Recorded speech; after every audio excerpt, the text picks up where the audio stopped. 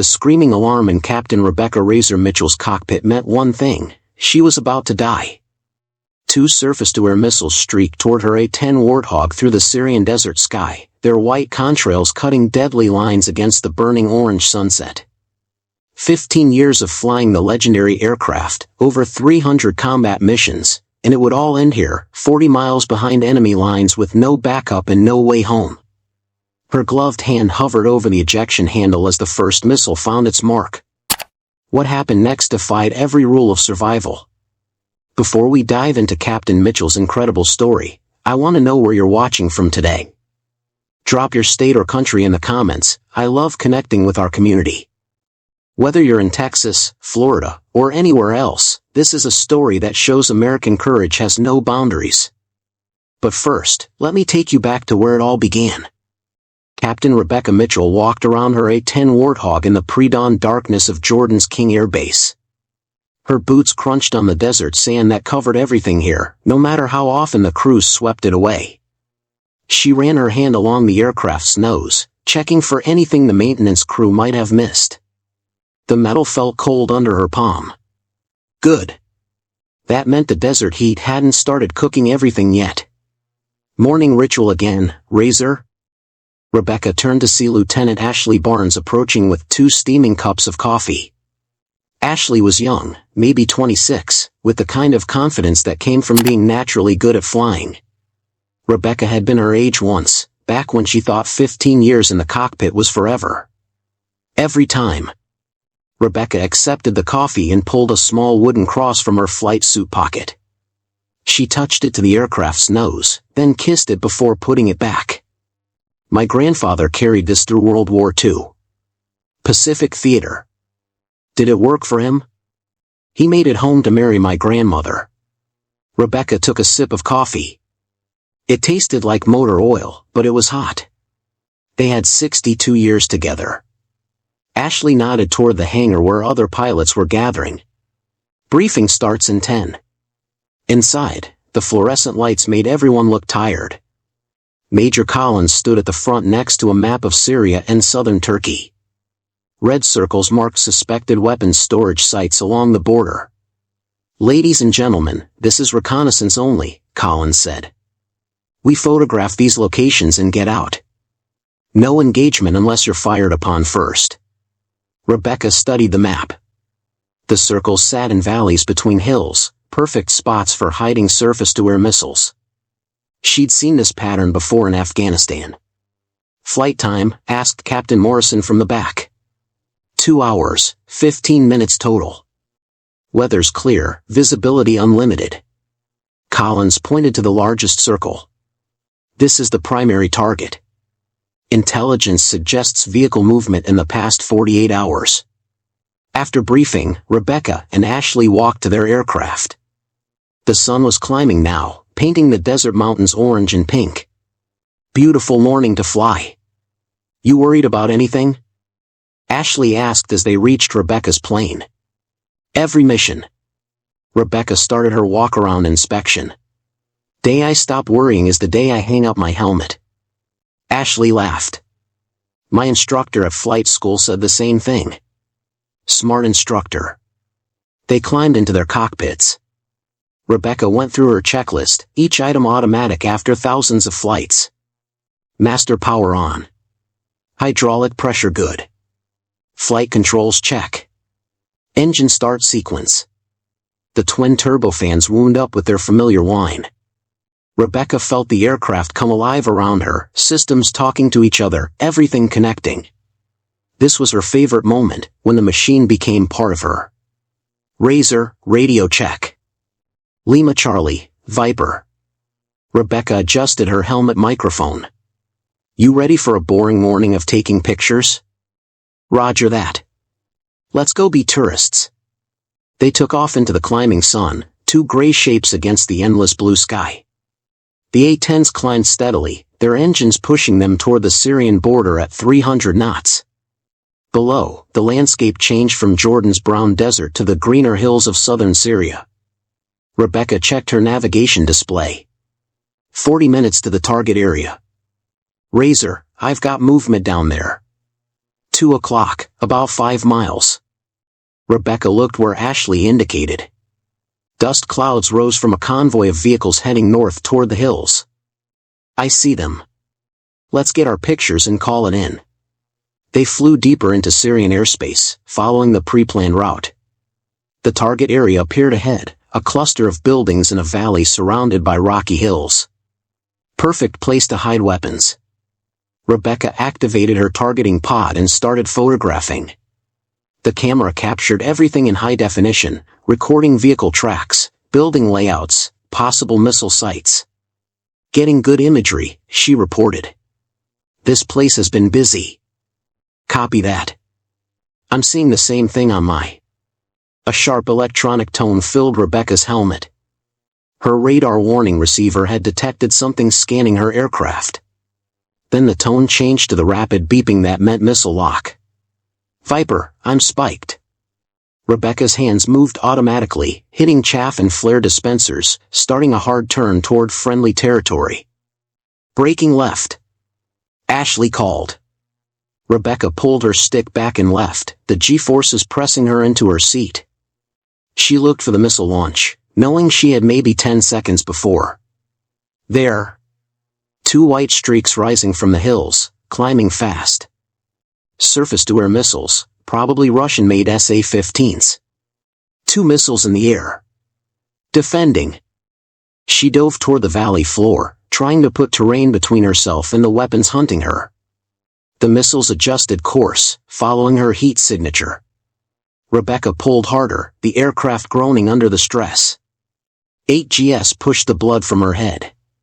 Her vision grayed at the edges. The first missile missed by 50 feet, exploding behind her left wing. The second one didn't.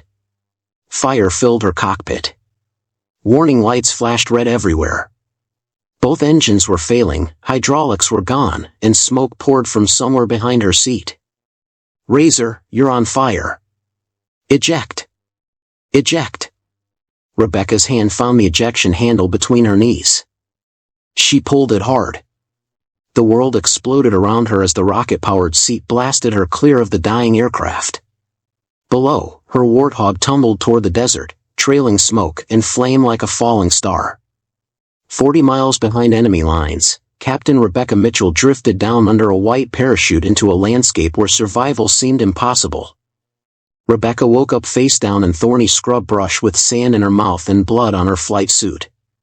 Her left shoulder screamed when she tried to move. Dislocated, maybe broken. She lay still, listening. Wind through rocks. Her own breathing. Nothing else. The parachute had dragged her about 50 yards before snagging on a dead tree. Good thing, or she might have tumbled into the ravine 20 feet away. She could see her Warthog smoke column rising black against the blue sky, maybe 2 miles north. Think, Rebecca. What did survival school teach you? First rule, take inventory. She checked her gear with her good arm. Survival radio in her vest pocket. She pulled it out and keyed the microphone. Mayday, Mayday, any station. Razor 2-1 down. Requesting immediate search and rescue. Static. She tried again, adjusting frequencies. Any station, any station. This is Captain Mitchell, call sign Razor 2-1. I am down in hostile territory and need assistance. More static. She examined the radio. The antenna was bent, probably damaged in the ejection. Without tools, she couldn't fix it properly. Second rule, assess injuries. Her left shoulder hung wrong, pain shooting down her arm with every movement. Cuts on her face and hands from the thorns. Her right knee felt swollen inside her flight suit, but it moved. She could walk. Third rule, find shelter. Rebecca gathered her parachute, using her good arm to stuff the white nylon into her survival bag. White fabric in brown desert would bring unwanted visitors. She looked around, getting her bearings. Hills rose on all sides, dotted with scrub and occasional dead trees. No buildings visible, but that didn't mean she was alone. The missile site was somewhere nearby, and those crews would be looking for her soon. She started walking south, away from her aircraft's smoke. Each step sent jolts through her knee, but she kept moving. The sun climbed higher, turning the desert into an oven. After an hour, she found what she needed.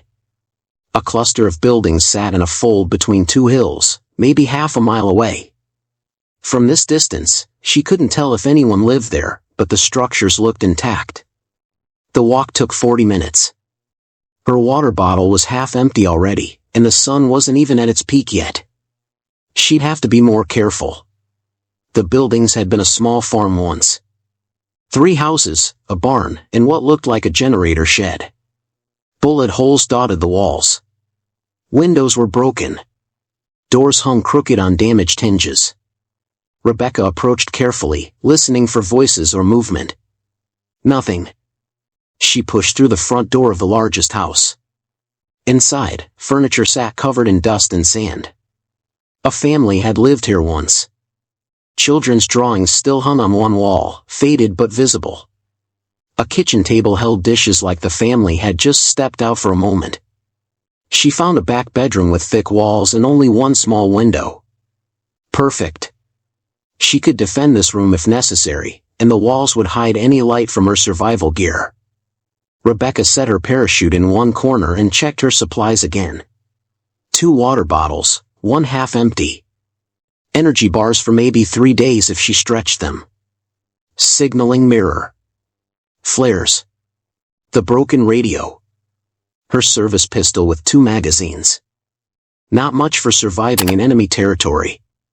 She tried the radio again, extending the bent antenna as far as it would go.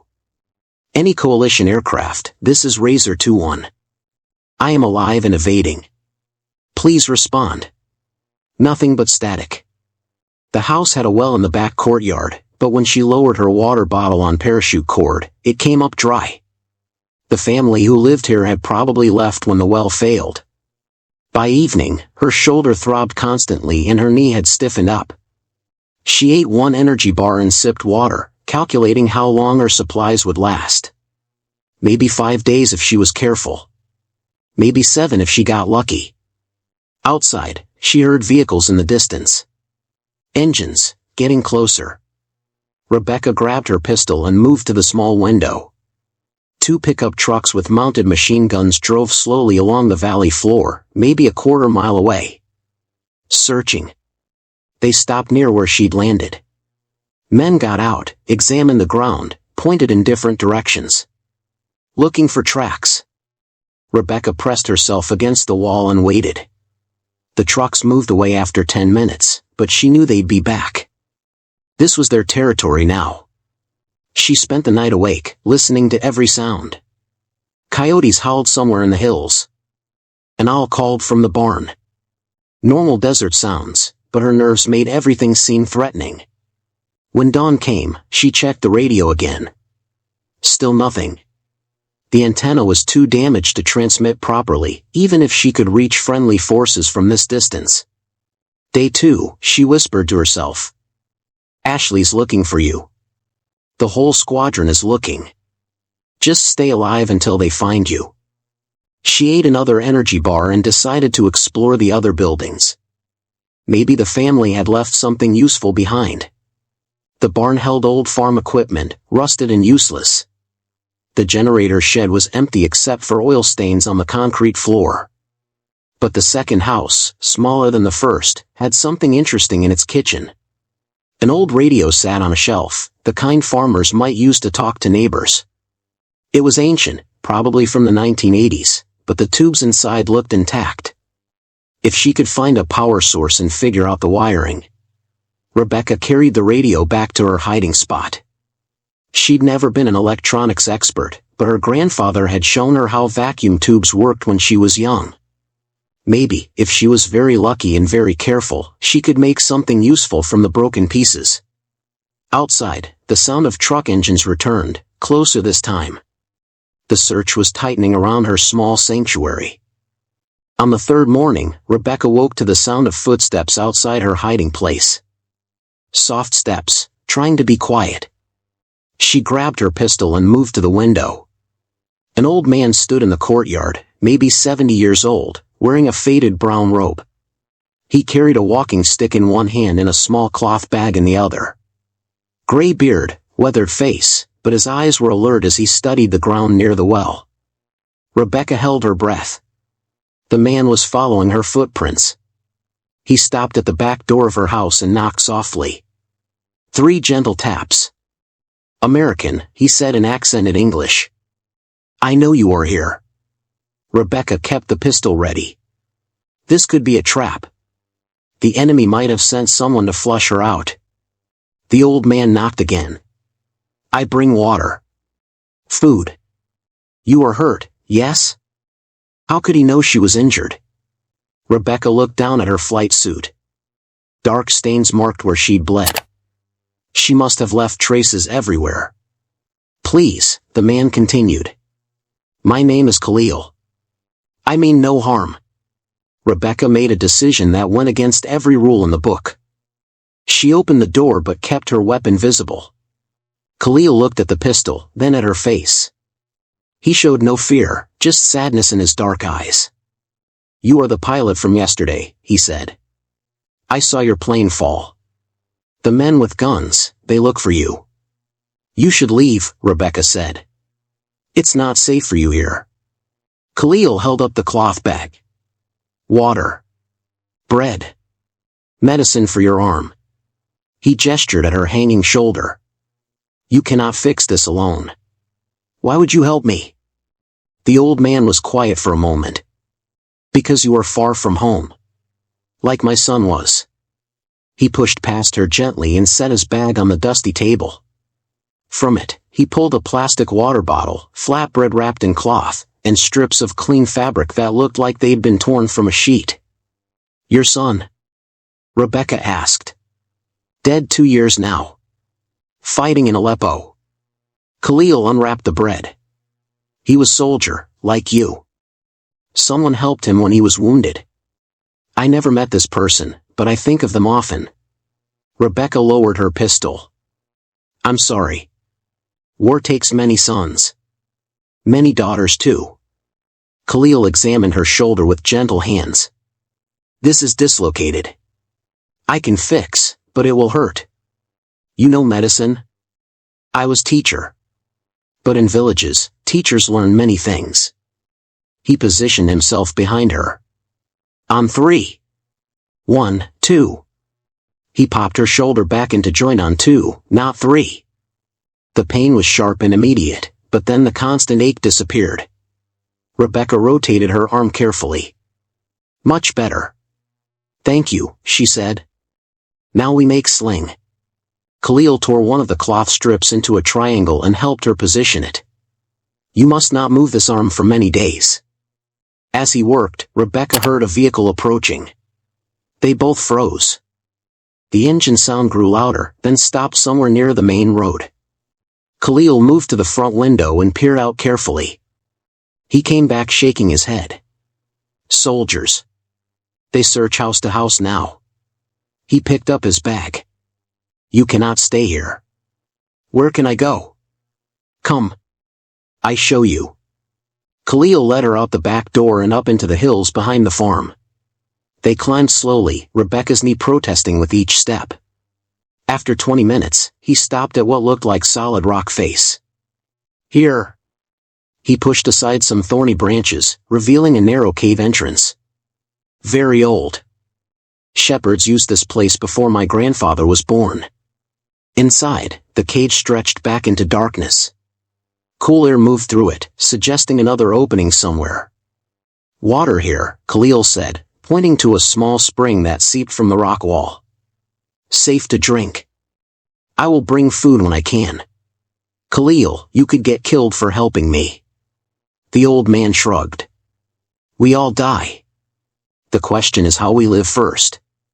A young girl's voice called from outside. "Jiddo! Grandfather!" Khalil smiled for the first time. "My granddaughter. Amira. She worries when I am gone too long." A girl about 12 years old appeared at the cave entrance. She had large brown eyes and wore a blue headscarf. When she saw Rebecca, she stepped back in surprise. Khalil spoke to her in Arabic. The girl listened, then nodded solemnly. Amira speaks some English, Khalil said. She learns from old movies on television.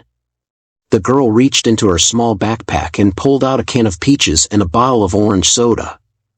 For you, Amira said shyly. From my lunch. Rebecca felt something break inside her chest. This child was giving away her own food. Thank you, Rebecca managed. Both of you. Khalil gathered his things.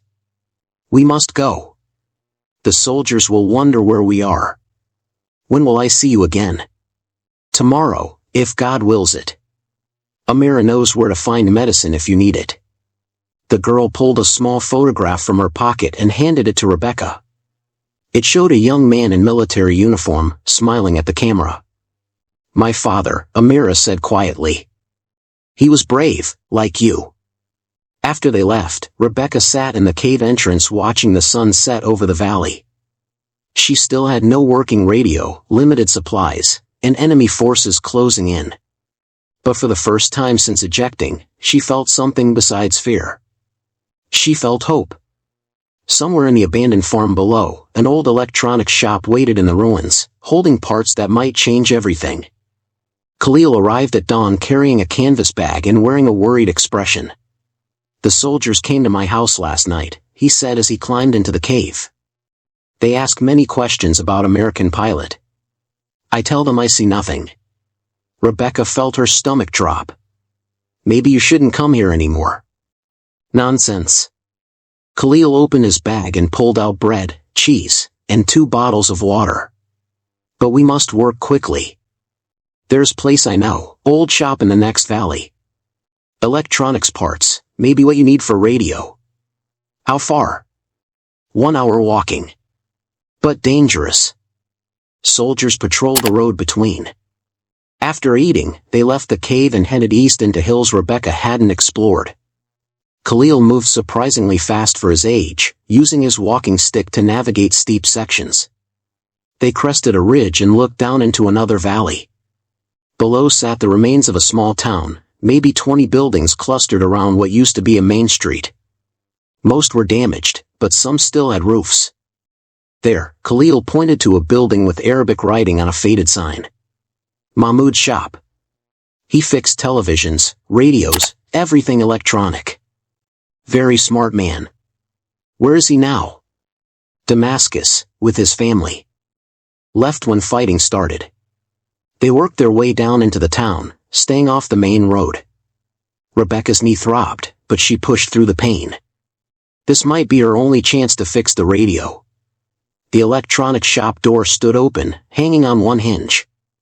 Inside, shelves lined the walls, most empty but some still holding components. Vacuum tubes, resistors, spools of wire, transformers. Everything covered in dust but protected from weather. My grandfather was radio operator in Korean War, Rebecca said, examining a tube amplifier. Taught me how these old systems work when I was 10 years old. She pulled her broken survival radio from her vest and set it on the workbench. The plastic case was cracked, antenna bent almost double, but the circuit board inside looked intact. What do you need? Khalil asked. Antenna wire first.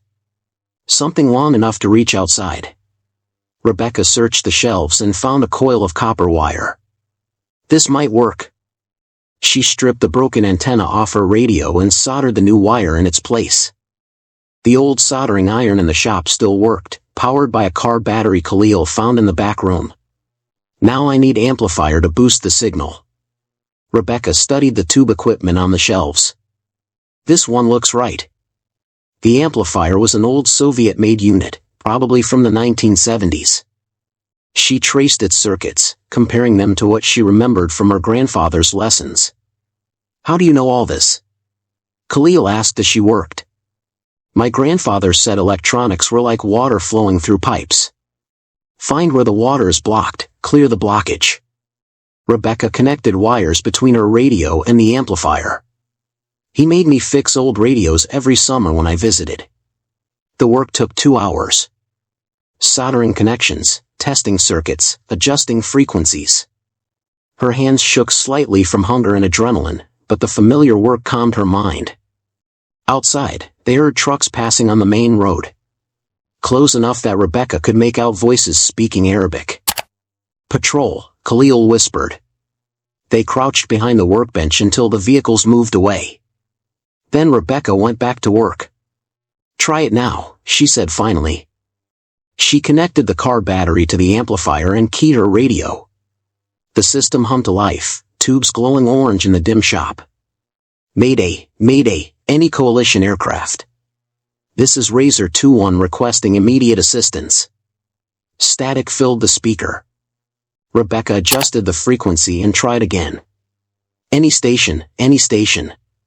"Captain Mitchell, call sign Razor 2-1, requesting search and rescue." More static. But wait, was that something underneath the white noise? She fine-tuned the frequency control. "Zir 2-1, this is Viper 1-3. "Rebecca, is that you?" Ashley's voice, faint but clear. Rebecca's hands shook as she keyed the microphone. "Viper, Razor." "Ashley, I'm alive. I'm alive." "Rebecca." "Thank God. We've been searching for 3 days. What's your position?" Rebecca looked around the shop, trying to remember her navigation training. "I'm approximately 15 miles south-southeast of the crash site." "Grid reference." She calculated quickly. "Tango Quebec 774, 529. "Copy your position." "Are you injured? Do you need medical?" "Minor injuries, but I'm mobile." "Ashley, I'm in hostile territory. Enemy patrols active in this area." Static crackled for several seconds. Then Ashley's voice returned, weaker now. "Understand hostile territory. We're planning extraction. Can you reach higher ground for helicopter pickup?" "Affirmative." "I can." The amplifier tubes went dark. The battery had died. Rebecca tried everything, adjusting connections, checking circuits, even hitting the side of the amplifier. Nothing. "Ashley. Ashley, do you copy?" Silence. Khalil found another car battery in a different corner of the shop, but it was completely dead. They spent an hour searching for alternatives, but the town had been picked clean of anything useful. "We must go," Khalil said, watching the sun climb toward noon. "More patrols will come." Rebecca gathered her equipment, frustrated but also hopeful. Ashley knew she was alive. The squadron was looking for her. She just had to stay hidden until they could mount a rescue. As they prepared to leave the shop, Rebecca noticed Khalil studying the amplifier with interest. "You think like engineer," he said. "This is good. But tomorrow, we need more than thinking." Back at the cave, Rebecca would realize that Ashley's weak signal meant one thing: time was running out faster than anyone knew. At Jordan King Air Base, Lieutenant Ashley Barnes stood outside Colonel Martinez's office, her flight suit still damp with sweat from the morning search mission. Inside, she could hear Martinez on the phone with higher command. "Sir, I need 5 minutes," she said when he hung up. Martinez looked tired. Dark circles under his eyes showed he'd been sleeping about as much as Ashley had, which was barely at all. "If this is about the radio transmission yesterday, intelligence already analyzed it. Could have been enemy deception." "Colonel," that was Rebecca's voice. "I know her better than anyone in this squadron. The signal came from deep in hostile territory, Barnes. If Captain Mitchell survived the shoot-down, she would have activated her emergency beacon." Ashley stepped closer to his desk. "Her beacon was destroyed. She told me in the transmission. She jury-rigged an old amplifier to boost her survival radio." "You heard that through all the static?" "I heard enough." Ashley pulled out a map and spread it on Martinez's desk. She gave me grid coordinates. Tango Quebec 774, 529. That puts her about 15 miles southeast of the crash site. Martinez studied the map. Red circles marked known SAM sites, blue arrows showed enemy patrol routes. The coordinates Ashley had written sat right in the middle of both. Even if she's there, it's too dangerous for helicopter extraction. We'd lose the rescue crew too. Then we don't use helicopters. Martinez looked up. What are you thinking? A-10s can land on rough terrain. Short field capability. If we can clear a landing zone and establish air superiority. You want to land an attack aircraft in enemy territory to pick up one pilot? Yes, sir, I do. Martinez was quiet for a long moment. The A-10 is a single-seat aircraft, Barnes. Not if we remove the cannon ammunition. That frees up enough weight and space for one passenger. We did it during training exercises at Nellis. Those were controlled exercises on friendly airfields. Ashley leaned over the map. Rebecca survived 4 days behind enemy lines. She's proven she can handle herself. All she needs is extraction. Martinez shook his head. I can't authorize this. Too many variables, too much risk. Sir, with respect, Rebecca would do the same for any of us. You know she would. Before Martinez could answer, the phone rang. He picked it up, listened for 30 seconds, then hung up. Satellite imagery shows increased enemy activity in that grid square. Convoys moving in, setting up checkpoints.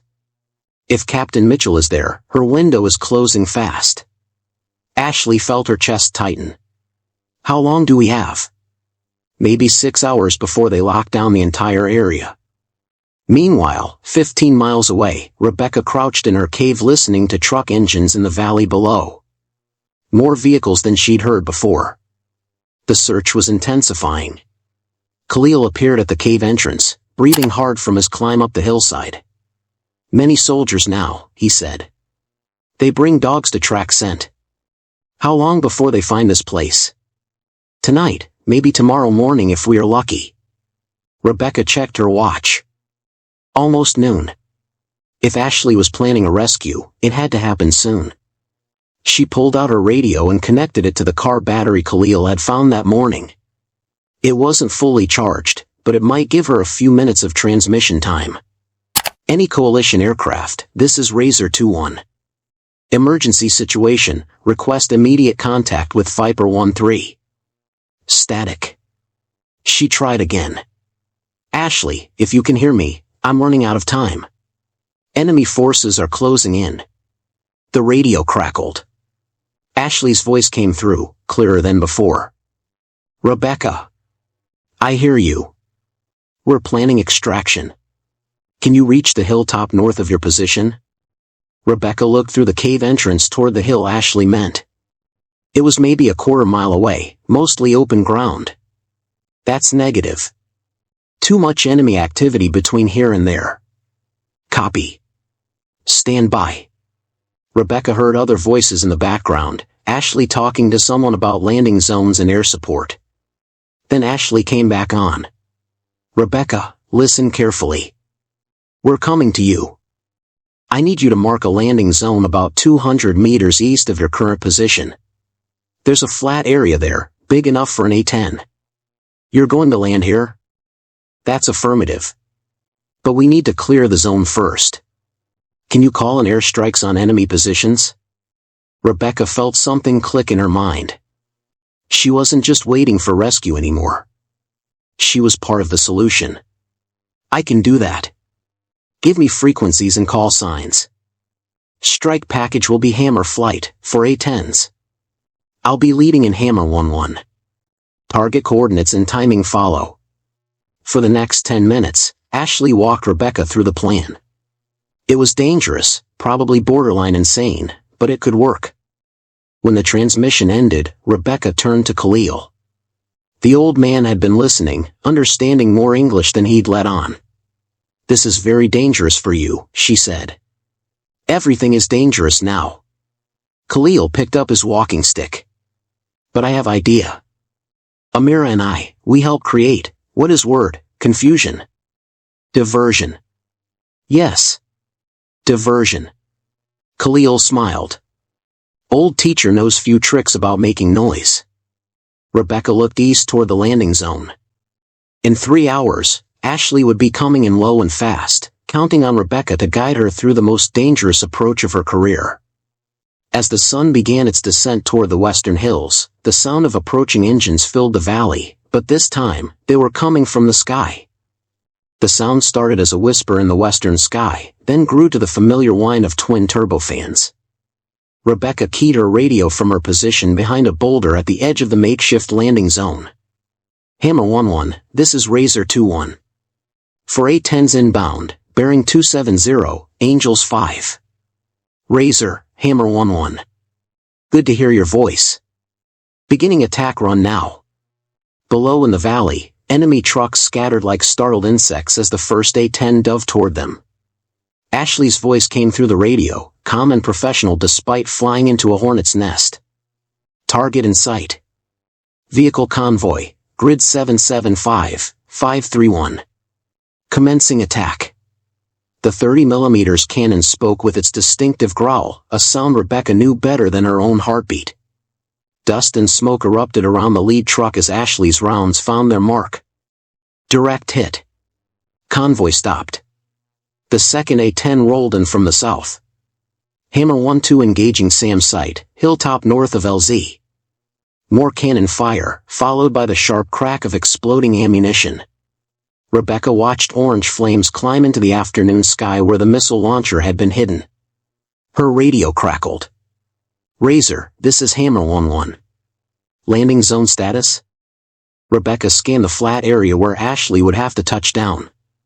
200 meters of hard-packed dirt, rocks cleared to the sides, marked with strips of her white parachute. LZ is clear. Wind calm. Recommend approach from the west. Copy. Beginning final approach. Rebecca saw Ashley's A-10 first, a gray speck growing larger as it descended toward the valley floor. Landing an attack aircraft on an improvised strip in enemy territory went against every rule in the flight manual, but Ashley flew it like she'd done it 100 times before. The landing gear came down. Flaps extended. The big aircraft settled toward the earth with surprising grace. Come on, Ashley, Rebecca whispered. The A-10 touched down hard, bounced once, then rolled toward the far end of the makeshift runway. Dust billowed behind it as Ashley hit the brakes. Rebecca ran toward the aircraft, her injured knee screaming with each step. The canopy was already opening as she reached the wing. Get in! Ashley shouted over the engine noise. We've got company coming. Rebecca looked where Ashley pointed. More vehicles were approaching from the north, maybe 10 minutes out. She climbed onto the wing and squeezed into the ammunition bay behind Ashley's seat. It was cramped and dark, but it would work. Can you reach the radio headset? Ashley asked as she taxied for takeoff. Rebecca fumbled in the darkness and found the spare helmet. Got it. Hammer flight, Hammer 1-1. Package secured, beginning takeoff roll. The A-10 accelerated down the dirt strip. Rebecca felt every bump and pothole as they built up speed. The aircraft lifted off with 50 meters of runway to spare. Hammer 1-1 airborne with precious cargo. Copy, 1-1. Will provide escort to the border. As they climbed away from the valley, Rebecca looked down through a small porthole. She could see Khalil and Amira standing near their house, watching the aircraft disappear toward the west. Khalil raised his walking stick in a small salute. Thank you, Rebecca whispered, knowing they couldn't hear her but hoping somehow the words would reach them. 20 minutes later, they crossed into Jordanian airspace. Ashley's voice came through the headset, different now, more personal. Rebecca? You okay back there? I'm fine. Ashley, I don't know how to thank you. You don't need to. That's what wingmen do.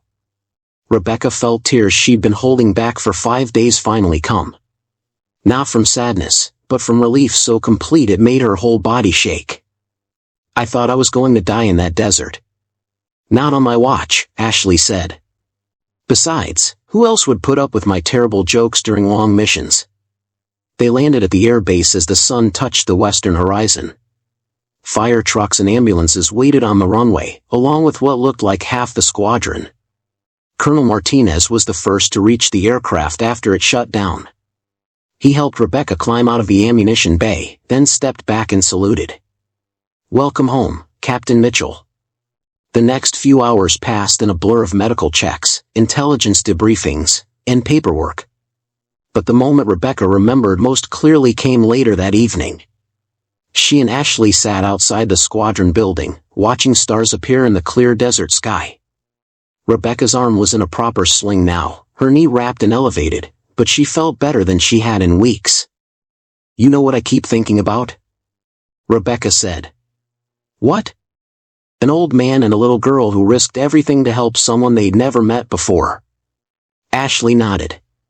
"Think we'll ever see them again?" "I hope so.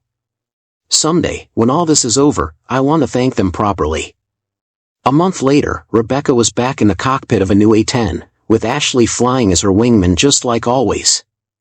The desert had tested them both and found them stronger than they knew. Some bonds are forged in fire and proven in the crucible of survival, and those bonds never break.